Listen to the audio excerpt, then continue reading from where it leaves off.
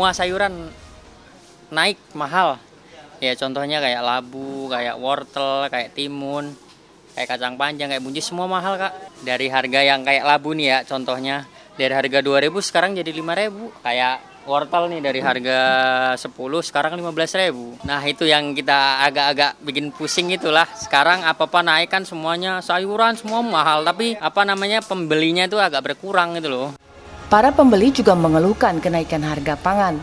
Mereka harus memutar otak untuk belanja karena pendapatan mereka tetap, namun kebutuhan hidup melonjak. Terutama sayur mayur yang memang kita butuhkan untuk sehari-hari, naiknya itu terlalu tinggi untuk kita. Contohnya misalkan kayak buncis, kayak yang biasanya harga 15.000 jadi 25.000 gitu. Itu kan makanan pokok kita sehari-hari gitu, sayur mayur. Kalau ayam sih naik turun gitu, telur juga naik turun. Uang belanjanya ikut naik juga nggak Bu? Ya enggak lah, tetap kan penghasilan cuma segitu. Ya siasat kita sendiri aja. Misalkan biasanya masak ayamnya 1 ekor ya setengah, lainnya ya telur ataupun ya tetap dikurangi lah masakannya. Biasanya ayam juga telur ataupun tahu tempe begitu. Apa yang membuat harga pangan terkerek naik? Bagaimana dengan rakyat kecil yang daya belinya masih lemah? Halo, selamat malam pemirsa. Seperti yang sudah kita saksikan pada tayangan tadi, harga beras yang naik ternyata juga dibarengi dengan kenaikan pada sejumlah komoditas pangan lainnya. Termasuk tadi sudah disebutkan kenaikan harga daging ayam, daging sapi, dan juga cabai, telur, dan bahkan gula hingga bawang pemirsa. Apa yang sebenarnya terjadi dan bagaimana pula kemudian masyarakat dalam hal ini rakyat menghadapinya dengan kenaikan harga pangan yang cukup signifikan dan banyak sekali yang kemudian berpengaruh. Untuk itulah pada malam hari ini Indonesia Business Forum bersama saya Agita Mahlika pemirsa mengambil tema tercekik harga pangan rakyat makin susah. Dan bersama saya sudah hadir sejumlah narasumber di studio. Saya akan perkenalkan satu persatu. Yang pertama Bapak Arief Prasetyo Adi yang merupakan sekarang sudah menjabat, selamat sekali lagi Pak, sebagai PLT Menteri Pertanian dan juga sekaligus juga Kepala Badan Pangan Nasional.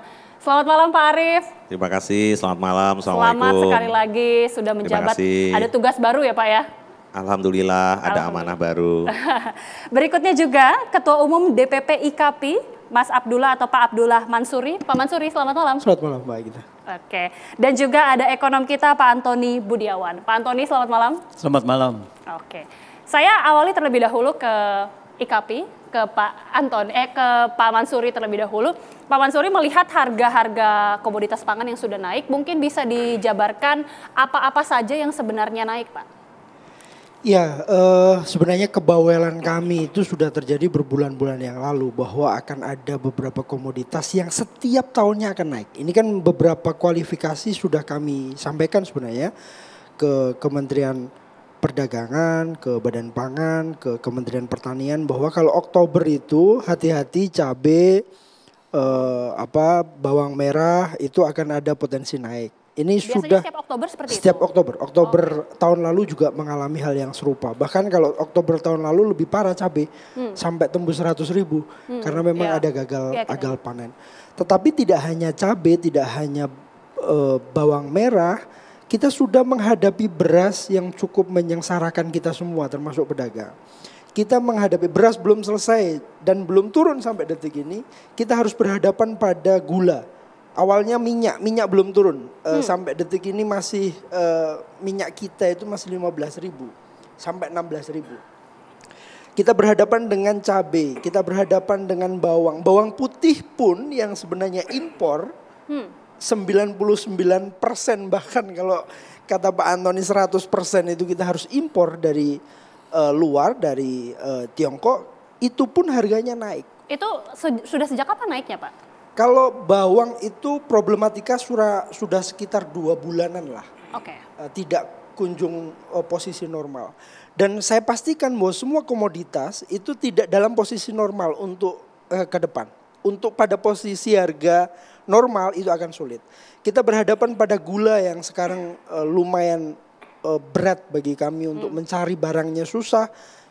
Kita juga berhadapan pada pembeli yang juga mengurangi daya belinya. Ini persoalannya. Sudah modal yang dikeluarkan pedagang itu tinggi, jualnya semakin susah karena daya belinya turun. Untuk gula sendiri tadi disebutkan stoknya untuk mencari barangnya susah. Bagaimana dengan komoditas pangan lainnya yang tadi Pak Mansuri sebutkan yang naik, stok-stoknya sendiri bagaimana? Iya, kalau kita runtut dari beras ya, beras ini kan saran kami untuk diguyur di pasar sudah dilakukan, perintah presiden bahkan.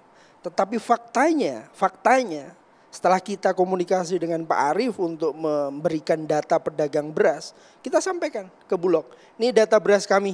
Silahkan komunikasi, silahkan langsung guyur ke pasar.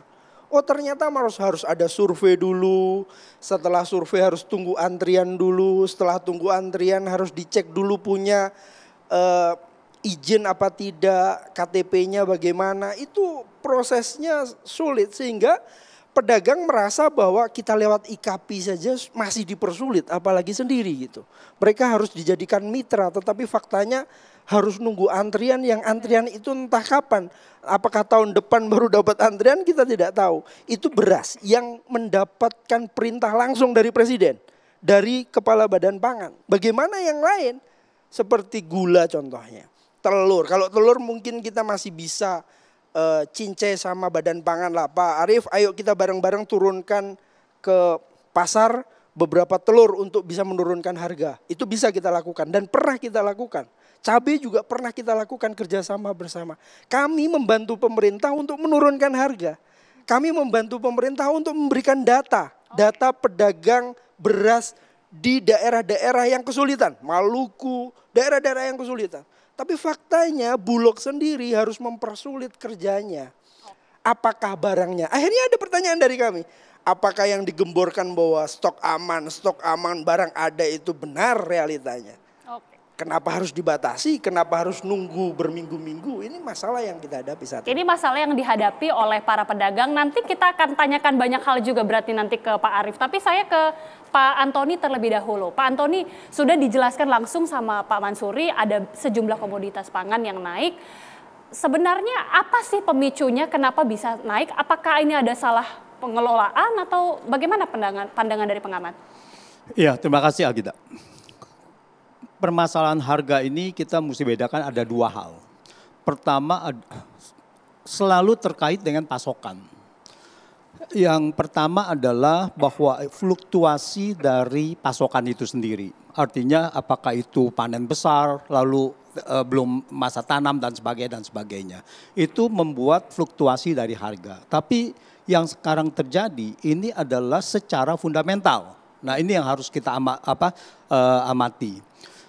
Secara fundamental maksudnya begini, kalau kita lihat beras ini sebetulnya sudah bisa diantisipasi dari September atau September tahun lalu. Sudah ada upaya juga yang sudah dilakukan. September tahun lalu karena pada saat itu India sebagai eksportir beras terbesar dunia yaitu 40% itu sudah mengenakan bea keluar, bea ekspor 20%. Jadi itu adalah sudah ada tanda-tanda. Lalu kemudian ada dua negara bagian India yaitu Punjab dan dengan Haryana itu terkena banjir. Nah ini adalah dampak El Nino yang sudah terkena di India. Ya, dia punya masa tanamnya terlambat, ya, kemaraunya. Lalu kemudian dia terkena banjir. Dua state itu adalah kontribusinya 20% dari total produksi India. Berarti ada gangguan pasokan, oleh karena itu India kemudian melarang setahun kemudian loh.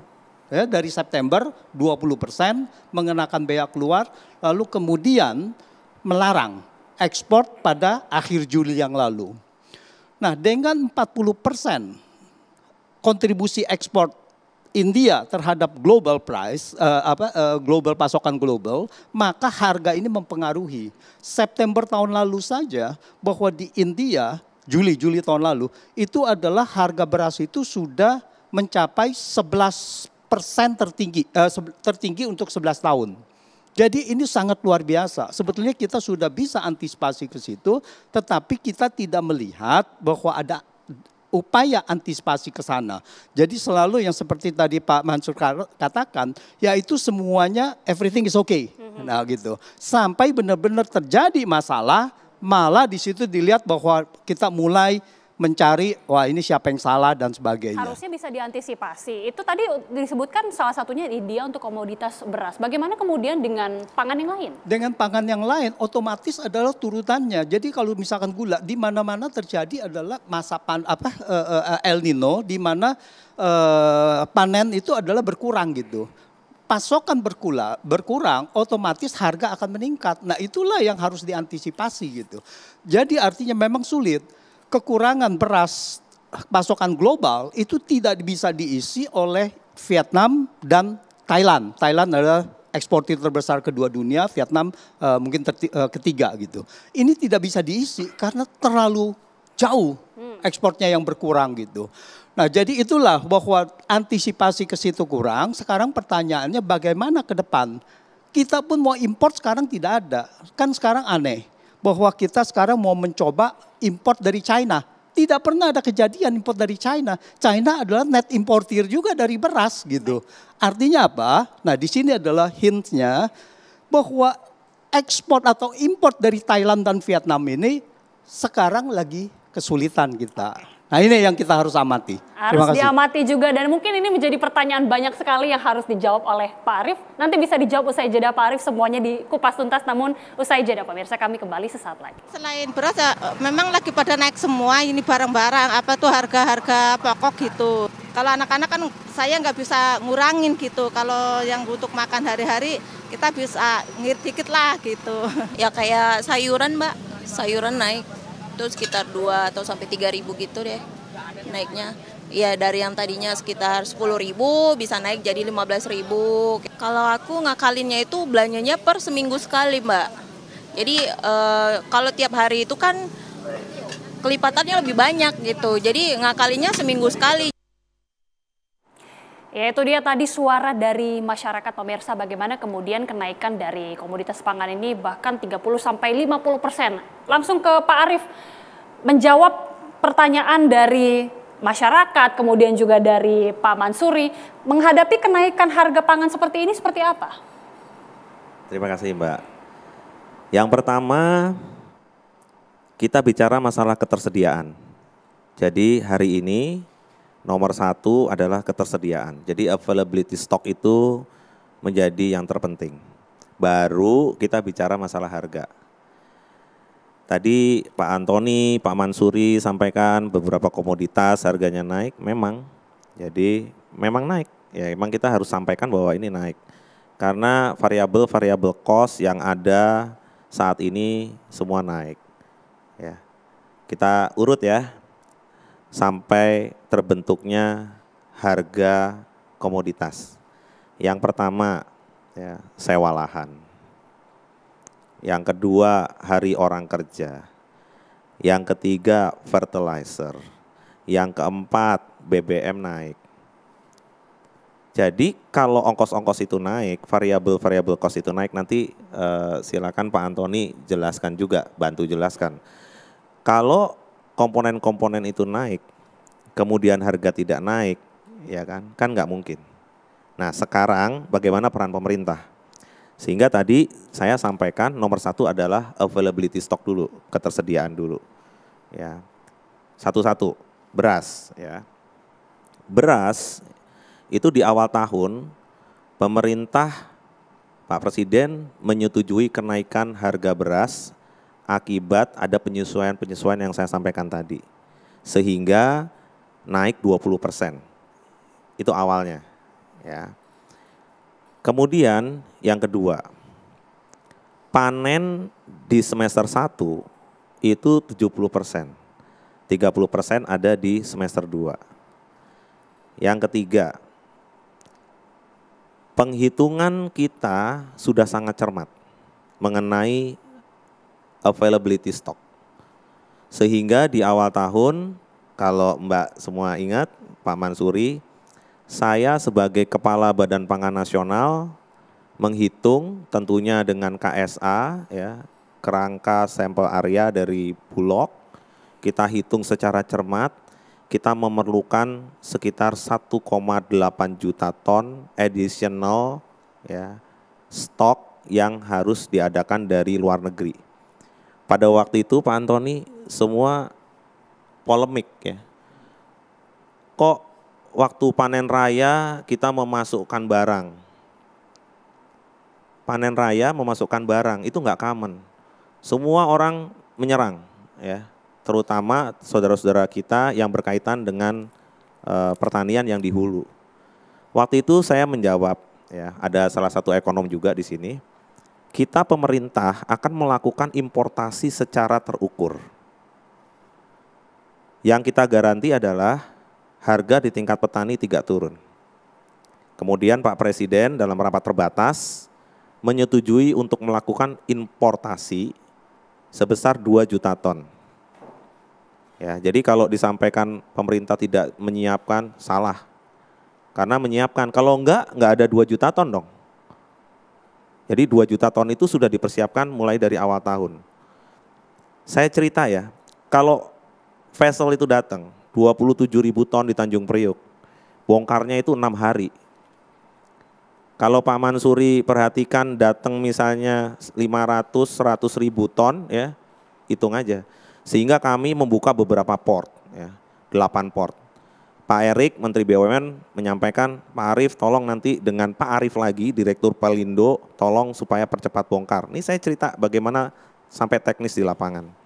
Sehingga stok Bulog, secured stok hari ini adalah 1,7 juta ton. Dan akan masih ada lagi, ya, masuk sampai dengan Desember, itu sekitar 600.000 ton. Ya, jadi kalau saya bicara begini, apakah pemerintah tidak melakukan persiapan? Artinya pemerintah sudah melakukan antisipasi. Iya dong. Iya dong. Kemudian yang kedua, mengenai harga. Satu-satu, sekarang beras ya. Pada waktu dulu melakukan importasi, dulu dolar itu 13.500, 14.000, 14.500, 15.000, 15.200, 15.300. Hari ini berapa currency rate untuk dolar? 15.700.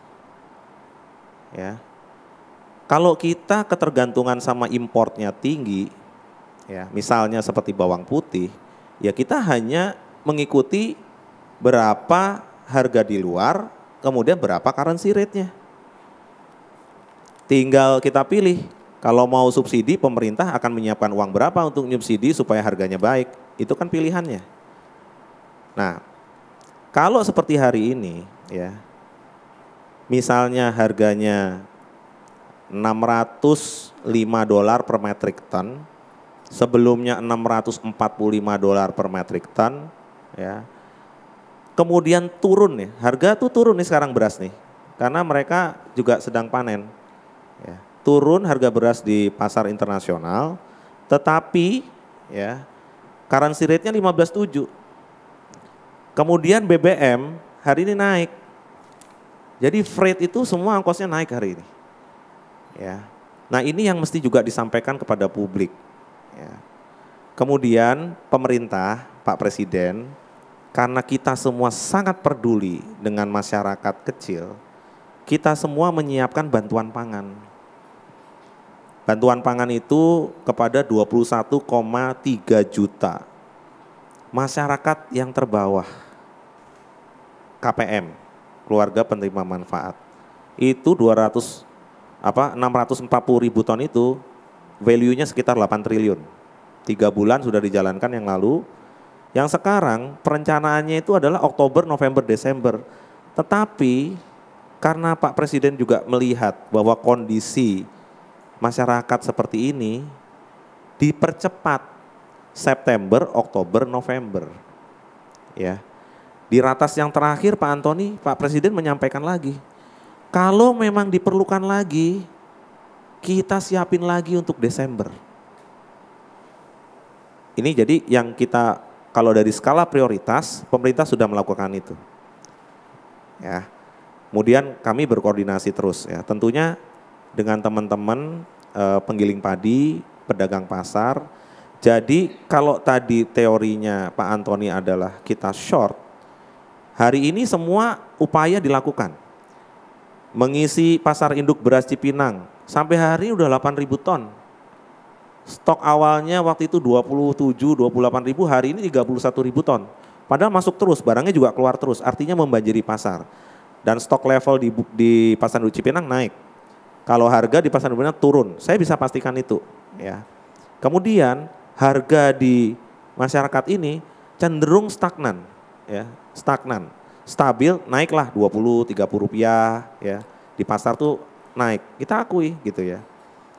Kemudian selain kita bantuan pangan, mengisi pasar induk beras Cipinang, mengisi modern market, mengisi pasar tradisional. Ya.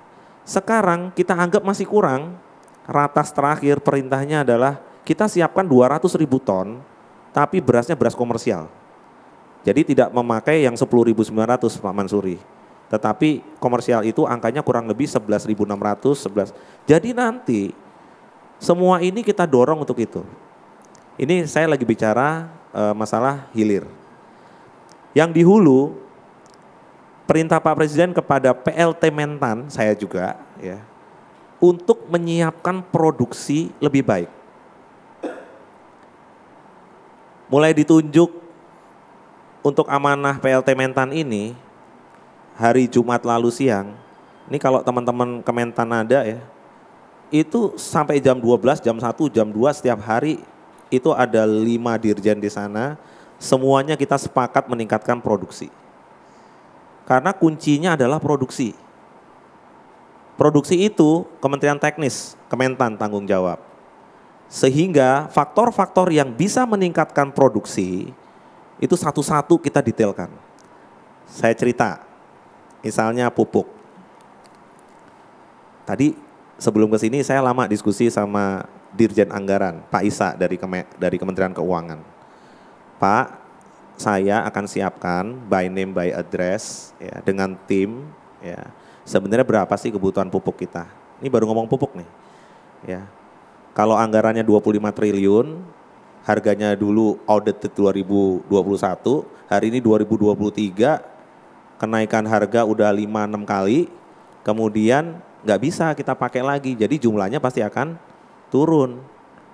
Dengan rupiah yang sama 25 triliun, kenaikan harganya tinggi, maka volume pupuknya akan turun. Kalau pupuknya turun, maka produksi akan turun.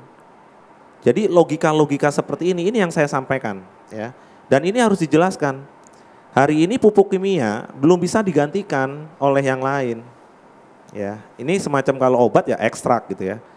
Setengah kol sayur mungkin hanya jadi 1 pil gitu ya, karena ekstrak. Nah, pupuk kimia itu seperti itu. Ya.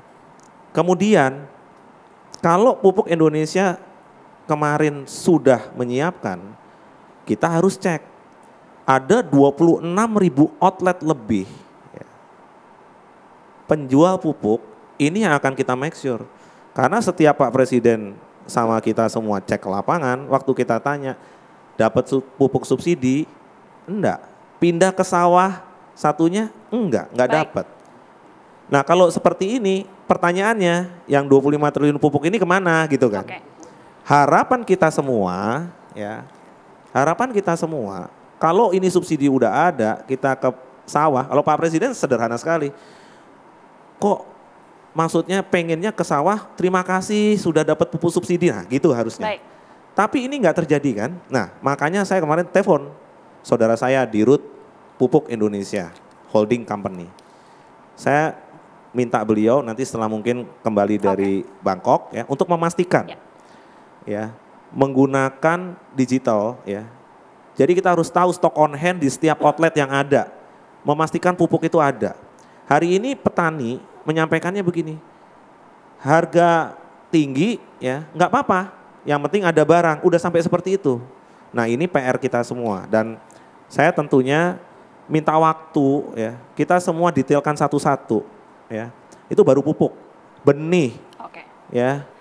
Kemudian berikutnya lagi air. Baik. Hari ini kalau kita paksa pun tanah yang tergantung sama hujan, tanda hujan, hari ini nggak bisa. Kecuali irigasi teknis. Oke. Ya, Dengan jadi sejumlah hal yang sudah dilakukan oleh pemerintah ini dan kemudian Pak Arief juga mengatakan memang masih membutuhkan waktu untuk memperbaiki ini. Tapi bagaimana kemudian sejumlah upaya yang sudah dilakukan ini bisa berpengaruh terhadap harga pangan? Nanti kita juga akan tanyakan tanggapan langsung dari Pak Mansuri dan juga Pak Antoni sesaat lagi pemirsa. Ya hampir semua pada naik semua dagangan ya. Kangkung, bayam, sawi, ya biasa kita jualan standar sekarang pada naik kita bingung. Kangkung biasa kita ngeteng 3 goceng, sekarang 2. Bayam sama sekarang. Biasa kita 3 jadi 2, pada naik semua dagangan sekarang. Mungkin dari cuaca tahu apa kagak tahu. Jadi ya namanya jualan pasti ada aja pembeli pada komplain. Barang pada naik. Menurun sekarang omset lah ibaratnya. 30%-an lah ngaruh.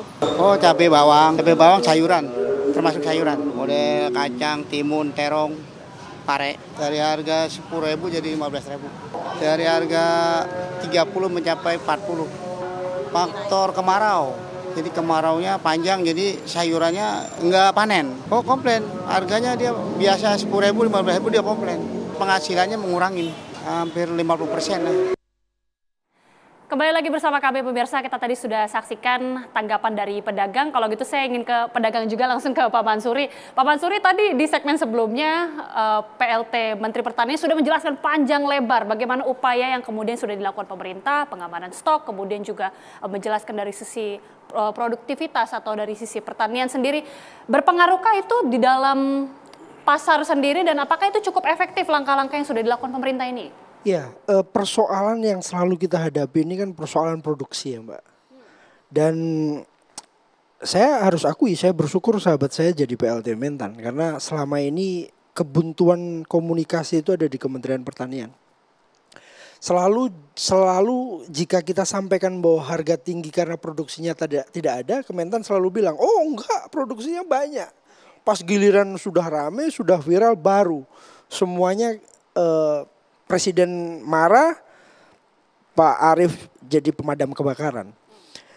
Nah, yang saya khawatirkan adalah cita-cita, mimpi, dan yang disampaikan oleh Pak Arief itu tidak bisa didistribusikan oleh bawahannya di tingkat level di bawah. Ini yang paling berat. Untuk saat ini, yang hanya bisa dilakukan Pak Arief dan Kemendak, mungkin Bulog, itu hanya impor. Karena solusinya sudah nggak mungkin, produksi sudah nggak mungkin kita kejar. Yang ke depan yang memungkinkan, maka selalu kita wanti-wanti, tolong produksinya, berapa wilayah produksinya, bagaimana subsidi pupuknya, nyampe nggak ke mereka, jangan sampai dibagi-bagi oleh yang mempunyai akses politik. Yang tidak nggak dapat, petani kita justru hutang, belinya justru sulit. Maka ini yang harus dikejar ke depan. Nah, persoalan pangan ini kan selalu menjadi diabaikan oleh pemerintah kita di masa yang kemarin ya. Kita punya harapan besar di kemudian hari agar persoalan-persoalan yang terjadi. Mbak Agita, laporan yang seperti disampaikan itu tadi pedagang itu hampir tiap hari. Kami ditangisi orang setiap hari, pedagang seluruh Indonesia. Terus kami harus nyampaikan ke siapa kalau komunikasi buntu? Kita sampaikan ke Pak Arief, mungkin Pak Arief waktu Badan Pangan masih enak kita ajak diskusi. Kan sekarang Kementerian Pertanian kan semakin sulit. Tapi yang tadi dijelaskan Pak Arief untuk dari sisi pengamanan stok itu sudah aman belum di pasar sendiri? Untuk saat ini memang nggak ada pengamanan. Itu contohnya. Beras saja sampai detik ini pasar Indo melimpah. Tapi kalau di pasar tradisional tidak ada. Karena apa? Karena memang Bulog sengaja mempersulit kami untuk masukkan Bulog sengaja mempersulit? Iya, faktanya. Kami sudah kasih datanya nih pedagang kami, silakan datangi. Silakan survei, silakan kasih. Kami dapat laporan. Oh ternyata harus ada NIB-nya dulu. Pedagang ada NIB-nya, pedagang kecil. Saya langsung minta tanggapan Pak Arief. Gimana nih Pak Arief? Untuk dari sisi stok, kemudian juga dari sisi Bulog ternyata ada kritik juga dari pedagang. Ya kalau ada seperti itu jadi koreksi buat saya minta list abis ini kita beresin. Udah. Masa mau ngeles ya kalau misalnya memang nggak ada nanti Pak Mansuri one on one sama saya. Ini kan sahabat saya biasanya kasih saya list gitu ya. Kali ini mungkin nggak ngasih juga gitu ya. Tapi saya titip sama Pak Dirut, Pak Buas, ya Bu Febi, Pak Yamto, saudara saya semua di Bulog. Tolong perhatikan IKP, APSI, pedagang pasar supaya bisa membantu distribusi. Nah itu pesan saya. Besok kita akan cek sama-sama. Ya. Oke, baik. Jadi langsung ya, kalau yang masalah seperti ini sebenarnya bukan Bulog nggak punya stok. Bulog itu ada 1,7 juta Pak Mansuri, jadi kita siapkan alokasinya segera. Oke, Pak Antoni, ini kan tadi juga diungkapkan juga dari Pak Mansuri, solusi satu-satunya sepertinya ya kalau nggak impor ya soal produksi tadi. Pak Antoni melihatnya seperti apa? Iya, sebelum itu saya mau menanggapi sedikit mengenai ketersediaan stok gitu ya. Jadi kalau memang ini ada ketersediaan stok yang cukup memadai, ya kenapa pemerintah ini justru Pak Arief membuat masyarakat ini terganggu, yaitu khawatir dengan ada pembatasan pembelian. Pak Arief sendiri beberapa hari yang lalu mengatakan ada SPSH kalau nggak salah ya, SPHS ya, yaitu stabilitas pangan. Nah itu SPHB kan, itu stabilitas pangan ya untuk itu, harga pangan. Nah jadi ini memicu adalah ketidakpercayaan masyarakat bahwa stok ini ada. Itu 10 kilo, tapi di beberapa daerah di tempat lain ada pembatasan yang boleh hanya satu itu aja untuk premium, satu sak aja, yaitu 5 kilo. Itu pertama mengenai ketersediaan stok gitu. Terus mengenai yang harga internasional naik, ya memang harga semuanya naik. Apakah memang harus diberikan di pass through kepada masyarakat? Kan itu, apakah pemerintah mau subsidi? Tetapi saat ini kan pilihannya adalah ya memang harga dibiarkan di masyarakat naik. Memang ada aksi pasar digelontorkan tadi seperti Pak Arief katakan. Tetapi kalau kita lihat bahwa ini memang harga, kalau harga internasional naik, harga pupuk naik dan sebagainya, US dollar naik dan sebagainya.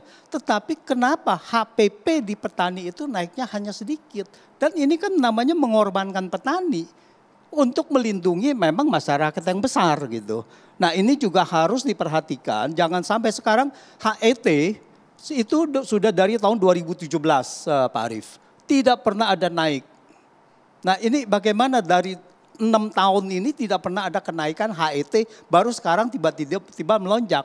Nah pada saat itu memang 2017, 2018 US dollar sebelum naik, seharusnya ada penyesuaian HET itu harga eceran tertinggi.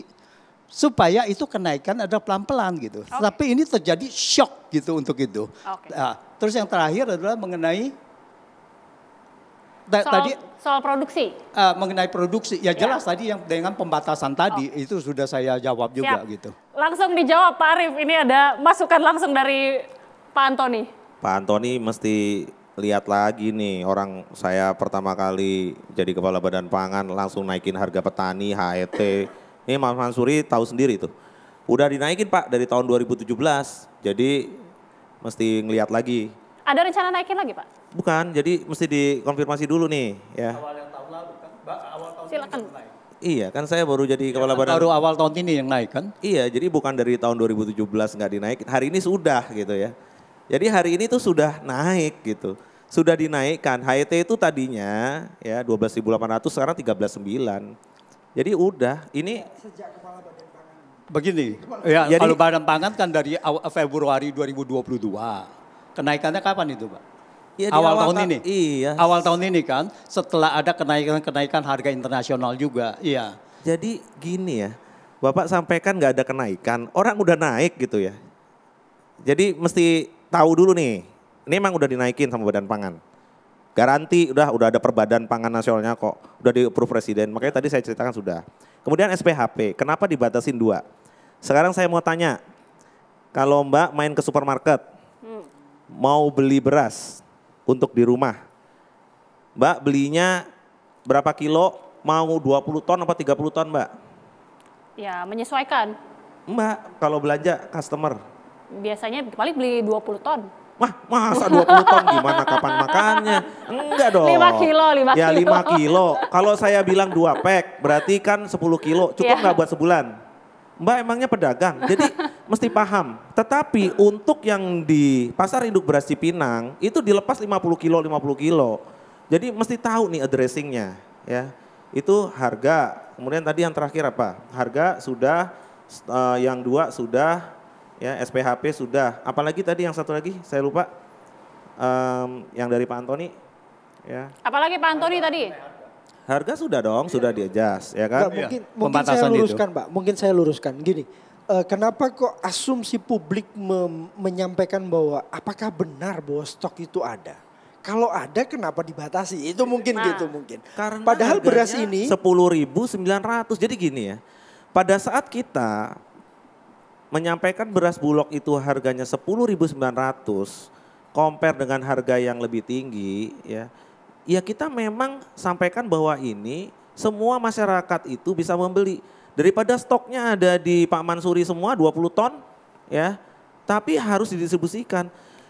Kalau misalnya kita sekeluarga ya makan nasi berasnya perlu 10 kilo, mau dicadangan lagi 10 kilo, ya udah kan sederhana banget. Nggak mungkin beli yang 50 kilo, nggak mungkin dong bawa karung 50 kilo Tapi pulang kan gini, buat rumah Pak, tangga. dengan adanya pembatasan itu jadi menimbulkan kekhawatiran di masyarakat juga. Seakan-akan kok dibatasi, apa jangan-jangan stoknya masyarakat terbatas? yang mana yang khawatir? Orang masyarakat kecil, is my part ya. Jadi pada saat masyarakat kecil, sekarang masyarakat kecil yang mana? Orang 21,3 juta itu sudah dikasih 10 kilo. Ya artinya yang paling bawah itu udah disecure dulu.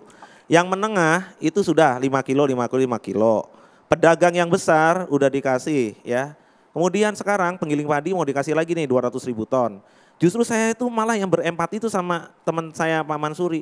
Ini yang harus kita selamatkan hari ini. Kalau yang lainnya sudah. Bantuan pangan, kemudian gerakan pangan murah, itu setiap hari.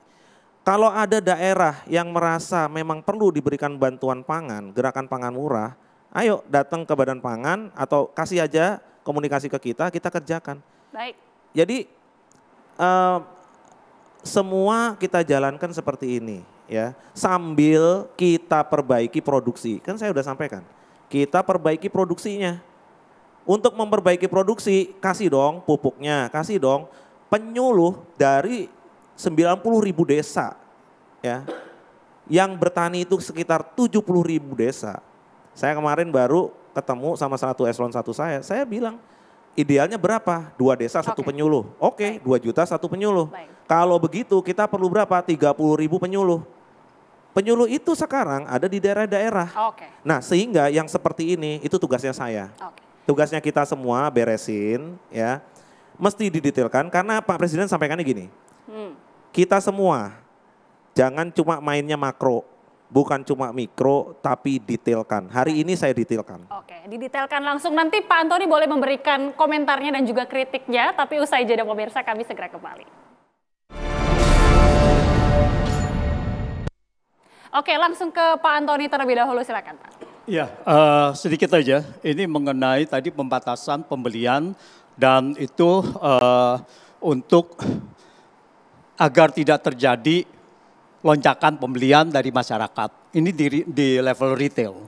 Tapi kalau kita lihat pembatasan pembelian biasanya adalah kalau ada panic buying. Dan di sini kalau kita lihat tidak ada panic buying. Lalu tiba-tiba pemerintah mengatakan bahwa ini pembelian di retail adalah dibatasi. Kalau memang normalnya adalah 10 kilo atau normalnya 15 kilo dan pemerintah antisipasi ke situ kan tidak perlu mengatakan bahwa ini ada pembatasan gitu. Nah, dengan adanya pembatasan ini jadi membuat masyarakat mengira-ngira bahwa ini stok memang kurang. Baik. Itu aja. Oke, terakhir dari harapan pedagang seperti apa sebelum ke Pak Arief? Singkat saja Pak. Iya, ini harapan besar ya ke Pak Arief Selamat sudah menjadi PLT Mentan. Harapan ke depan kita selalu diundang di TV One, selalu kita bahas soal pangan. Kita punya harapan ke depan agar Kementan ke depan jauh lebih kerja serius, kerja keras untuk menjaga agar harga pangan tidak naik tinggi di periode yang akan datang. Yang saat ini saya sarankan kepada Pak Arief, karena beberapa komoditas sudah naik, kita lakukan kerja yang pernah kita lakukan, subsidi distribusi. Barang yang memungkinkan ada, ayo kita subsidi ke titik-titik yang membutuhkan sehingga di pedagang, karena keluhan itu terus terjadi tiap hari nangisi kami tiap hari, maka itu solusi jangka pendek yang saya tawarkan. Yang ke depan pemetaan wilayah produksi dan kerja nyatanya kami tunggu. Terakhir dari Pak Arief, kira-kira kapan harga ini akan mulai turun, Pak Arief? Singkat saja, Pak. Kalau harga mulai turun ya dengan kondisi seperti ini ya nggak bisa turun.